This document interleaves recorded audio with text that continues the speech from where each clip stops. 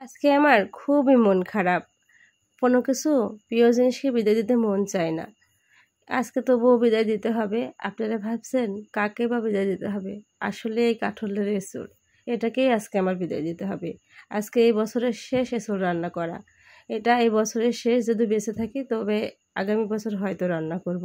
হাসলেন নাকি আপনারা? আসলে প্রিয় কিছু বিদায় দিতে কারোরই মন চায় না। আমি খুবই কাঁঠালের এঁচোড় খেতে পছন্দ করি। তরকারিটা রুটির সঙ্গে তো খুবই বেস্ট লাগে, ভাতের সঙ্গেও খারাপ লাগে না। তারপরেও আজকে শেষ দিন আর কি কাঁঠাল রান্না করার। আজকে শেষ দিনের কাঁঠাল রান্না তো, তাই বারবার মিস করতেছিলাম যে একটি বছর ধরে আর হয়তো কাঁঠালের তরকারি খাওয়া হবে না। প্রথমে আমি পানি দিয়ে দিয়েছি, পানিগুলো যখন গরম হয়ে উঠেছে তখন দিয়েছি কাঁচা ঝাল চিড়ে, তারপর দিয়েছি পেঁয়াজ রসুন কেটে, তারপর কাঁঠালগুলোকে দিয়ে দিলাম। দিয়ে এবার নেড়ে ছেড়ে তারপর আমি রান্নাটি করে নেব আর কি।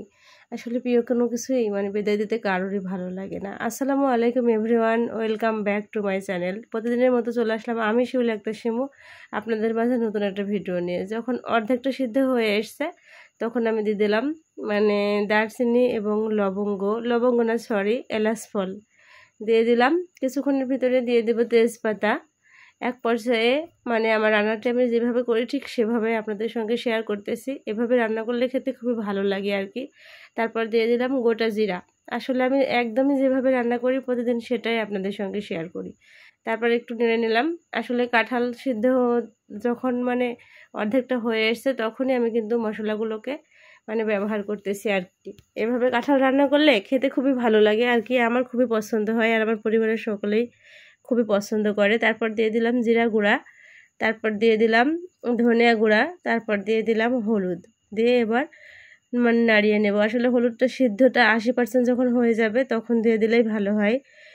আগে দিলে নাকি সিদ্ধটা হয়ে যেতে দেরি হবে, গুরুজনেরা কয় আর কি, বড়দের মুখে শুনি, তাই আমিও সেটা করি। আগে হলুদ দিলে নাকি সিদ্ধ হতে অনেক দেরি লাগে, অনেক সময় লাগে। আসলে তাই, অনেকটাই সময় লেগে যায়, আমিও পরীক্ষা করে দেখেছি। তাই 80% সিদ্ধ হয়ে যাওয়ার পরেই আমি হলুদটা দিই আর কি। তারপর যখন পুরোটা সিদ্ধ হয়ে এসছে তখন নামিয়ে নিলাম। এরপরে তো সরিষার তেলে দিয়ে দিচ্ছি পেঁয়াজ কুচিগুলোকে, দিয়ে একটু লাল লাল করে ভেজে নেব। নিয়ে কাঁঠালের তরকারিটা দিয়ে দেব।